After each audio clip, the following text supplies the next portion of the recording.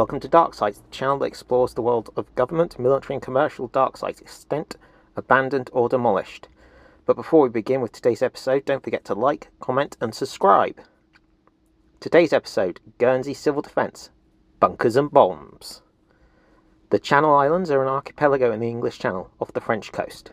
They include two British Crown dependencies, the Bailiwick of Jersey, which is the largest of the islands, and the Bailiwick of Guernsey, consisting of Guernsey, Alderney, Sark, Herm, and some other smaller islands.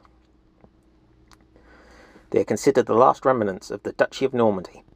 From 1066 until 1204, the Duchy was considered part of England and ruled by its king, until Philip II of France conquered the mainland portions by force of arms. After a prolonged series of wars, the 1259 Treaty of Paris left only the Channel Islands under English control.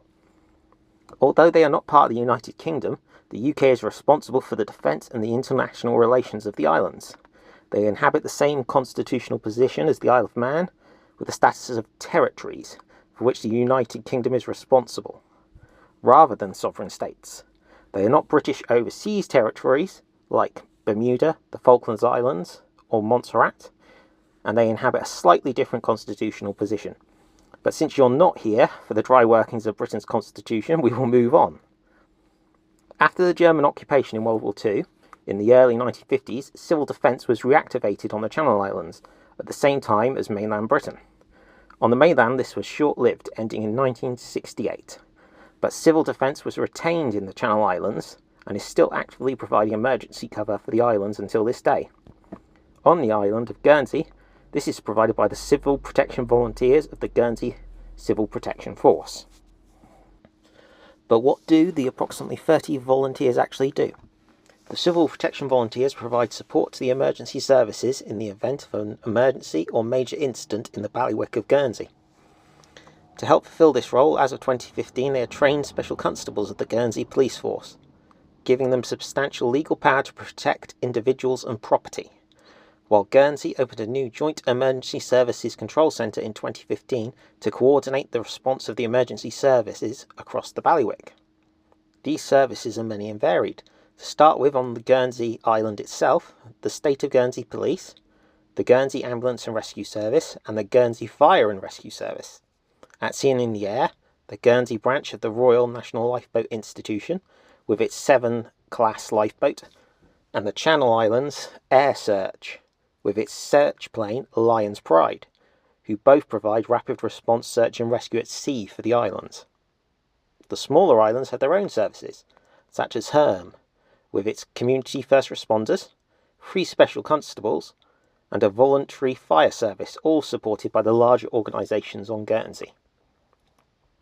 Sark maintains a small police station with an equally small staff, the Sark Ambulance Service, with its 2 tractor-drawn ambulances, and the Sark Fire and Rescue Service, with its 2 tractor-drawn tenders and the Marine Ambulance launch Flying Christine 3, used to evacuate the critically ill or injured from the island.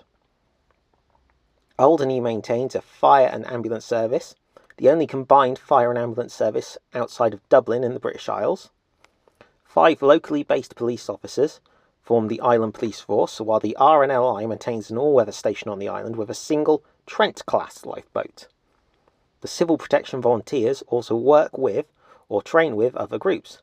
Far too many to list here, but a few examples include organisations like the Guernsey Society for the Prevention of Cruelty to Animals, the St John's Ambulance, the Guernsey Border Agency, or the Alderney Civil Protection Volunteers, founded in 2015, who fulfil many of the same roles. The provision of emergency services on the islands, as you can see, is very complex. Even more so when you take into account the fact they often work with British or French emergency services in an area bordering one of the world's busiest shipping lanes, the English Channel, and the fact Channel Islands airspace is crossed regularly by many commercial flights. This video will really just scratch the surface of the task at hand. The Island Civil Protection Volunteers are on call day and night, being called into action by their personal terrestrial trunked radio, or TETRA system. TETRA was specifically designed for use by government agencies, the emergency services, rail transport staff, and the military. They have access to a wide variety of equipment that allows them to work with the emergency service seamlessly. This ranges from modified Land Rovers all the way down to high-vis clothing. Essentially, most of the basic equipment you would associate with a blue light service in mainland Britain or Europe. The weekly training they undertake in preparation for call-outs can cover anything from basic first aid, equipment familiarisation and traffic marshalling, all the way up to how to work with local bomb disposal teams safely, how to work with police dogs and large-scale multi-service exercises. For example, Operation Raven in 2019, a simulated commercial airliner crash on the island, to test how the island's emergency services could handle such a mass casualty event. The regular duties they undertake include aiding search and rescue operations, cordon marshalling, setting up and running major incident equipment, marshalling road closures, flood prevention, delivering food to the elderly, and helping with other more mundane traffic duties, such as school drop-off and pick-up times. Other more community-based duties include providing first aid and marshals for sporting events such as the Guernsey Marathon, taking part in events related to World Civil Defence Day on the 1st of March, and even informing islanders of scams via the group's Facebook page. The most recent occurred during the Island Games of 2023 and involved a banking scam involving a fake streaming service. More potentially dangerous activities include enforcing safe zones when local law enforcement bomb disposal experts are called upon to dispose of unexploded ordnance from World War II. A surprisingly regular task on the islands. The latest as of this recording, a £300 roll bomb disposed of in July 2023. Another example occurred in 2018 when they helped with the disposal of Cold War era flares that would have warned the island's population of immediate radioactive fallout in the event of a nuclear attack. They are also part of the Bailiwick's response to the invasion of potentially dangerous Asian hornets, an invasive species of giant hornet that is threatening to gain a foothold on the island. In September 2023, for example, they cornered off a nest site, while the fire and rescue service and the island's dedicated Asian hornet team destroyed the nest. The Civil Protection volunteers were also heavily involved in the island's COVID preparations, helping testing across the islands, implementing the island's vaccine programs, and helping the island's airports and seaports to test business visitors or returning islanders. As you can see, just during day-to-day operations in recent times, they are an extremely busy organisation.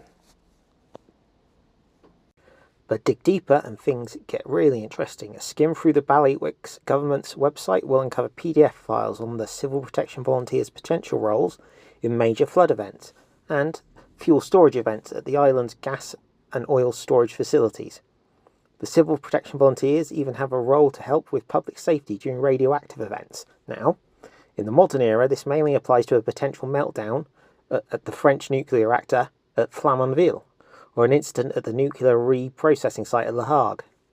But for much of the 20th century, the Bailiwick had to plan for the possibility of facing nuclear Armageddon alone. Unlike most of occupied Europe, the Bailiwick had an excellent selection of undamaged, ready-made German bunkers left over from the occupation that could simply be adapted to the task. For the very simple reason the Allies could leave the garrison force of 27,000 German troops to wither on the vine, stuck on a handful of symbolic but strategically unimportant islands. A fortress that didn't need to be taken, full of troops dug in with, well, not much to do. 5 bunkers were chosen and then adapted. They were the main civil defence headquarters on Guernsey, 3 monitoring bunkers on Guernsey, and a single civil defence and monitoring bunker on Alderney. Meanwhile, the Royal Navy established its own bunker at Castle Cornet on Guernsey Island, which we will cover in a little detail later. The Bailiwick's main civil defence headquarters is located at the former German bunker on Oberland's Road in the centre of Guernsey. It is a 2-storey semi-sunken blockhouse, linked by an underground tunnel to a similar second blockhouse to the west. The second bunker has always been known as the Bailiff's Bunker, and was originally intended as protected accommodation for various government officials, though it was mainly used during the Cold War years as storage. The bunker had the following features: shortwave, VHF and UHF radio antennas, radiation monitoring equipment and weather sensors, a radio communications room to communicate with mainland Britain and France. the French Defence Centre at Reims, the local emergency services, and the monitoring bunkers.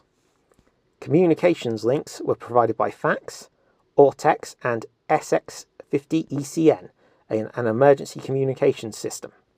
The ECN system was protected by a Faraday cage to mitigate any electromagnetic pulse damage. More traditional telephone links were provided for the local emergency services and the population.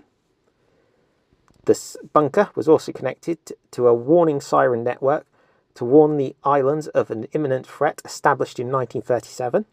While in the bunker, those there would have access to canteens and dormitories, and the entire complex was protected by security fencing. The three monitoring bunkers on Guernsey were located at Torteval on the west of the island, St Martin in the south, and Vale in the northeast. The Torteval post was the subject of a BBC News article on July 23, 2023. Far from me to cast aspersions on the BBC, but it's a bit sensationalist. Rock posts in mainland Britain, the monitoring posts in places like Guernsey, were not some super top secret endeavour. For most of the Cold War, they were common knowledge, to the point some would be regularly visited by the CND, the Campaign for Nuclear Disarmament. They also regularly featured in news articles and TV reports on nuclear war. Several examples are now preserved for posterity on YouTube, from films like The Hole in the Ground from 1962, or the London Programme Special Report from 1983. I will provide links to them in the description. Now, rant over, back to the monitoring post. Torteval was the former command post of Battery General Oberst Dolman on the cliff top overlooking Gull Rock. The post is a distinctive two-level, semi-sunken design. This is the post in the BBC article. It was abandoned due to frequent vandalism in the late 1980s. A new post was opened inside a single-level surface bunker, and it is located at the rear of a large compound 75 yards west of Rue des Palettes, but it is only accessible through the garden of a private house. The St Martin monitoring post is located on the north side of an unnamed minor road, 50 yards west of the Doyle Monument. It utilises a former personnel shelter of the Strasbourg Coastal Battery. Other remains from the battery are located nearby. The bunker is usually overgrown, is semi-sunken, and is accessed down a flight of steps on the north side. The original Vale post occupied a former German generator bunker for a naval radar position on La Grande Hogue, a prominent hilltop on the island. The bunker was situated in a hollow to the rear of the radar position. It was permanently damp and was abandoned in the late 80s and early 90s. A new Vale post was opened in a small two-room, semi-sunken bunker that was part of Strongpoint Galgenberg, 1.5 miles to the south, overlooking a deep, flooded quarry. The size of the monitoring room is approximately the same as a rock post on the British mainland, but the roof is constructed of semicircular hoops.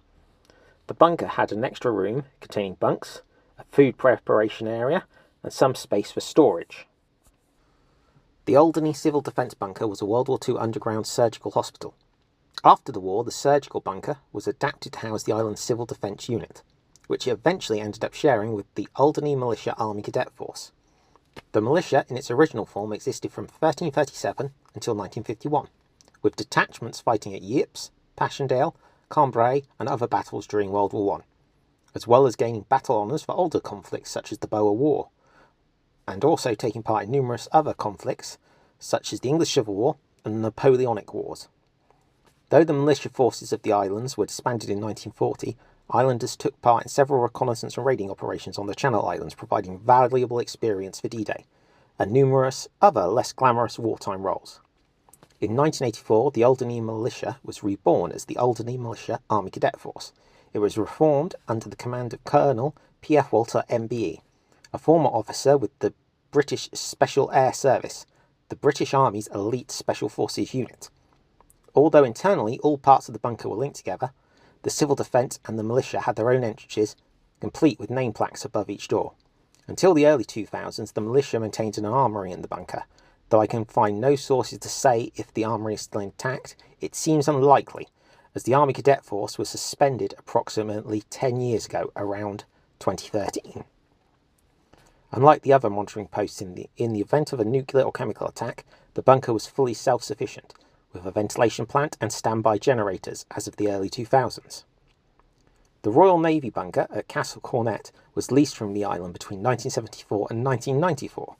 The bunker, built once again in World War II, was another leftover German bunker system. The site was used as a listening post and was meant to help control shipping in the western end of the English Channel during wartime.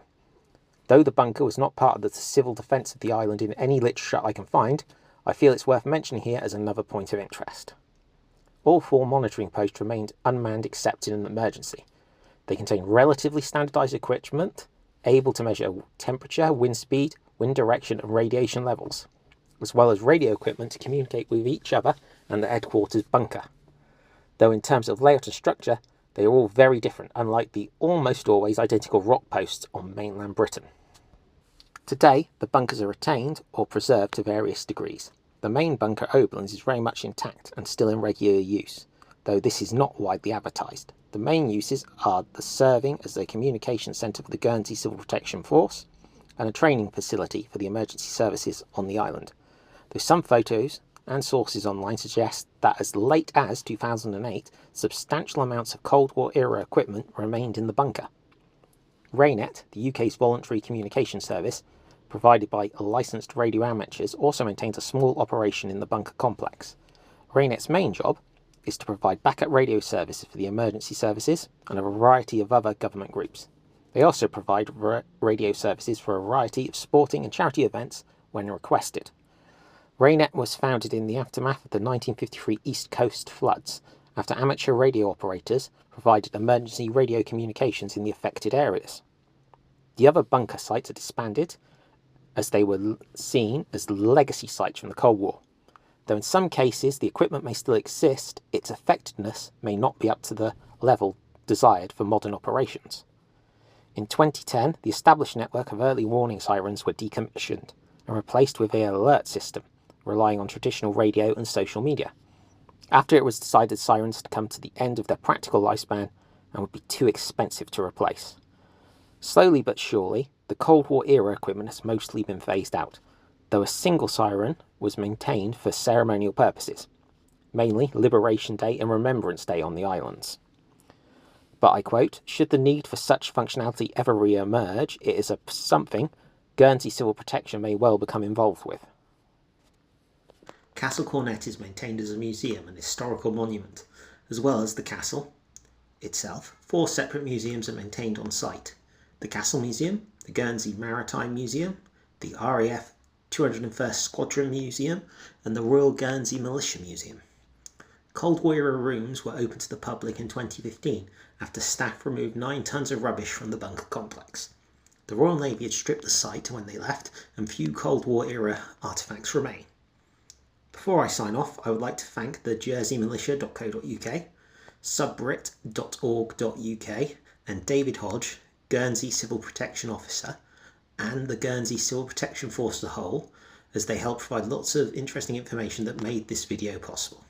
I'll provide links to them in the video description, and if you are interested in the Guernsey Civil Protection Facebook page, it is a treasure trove of interesting information and updates.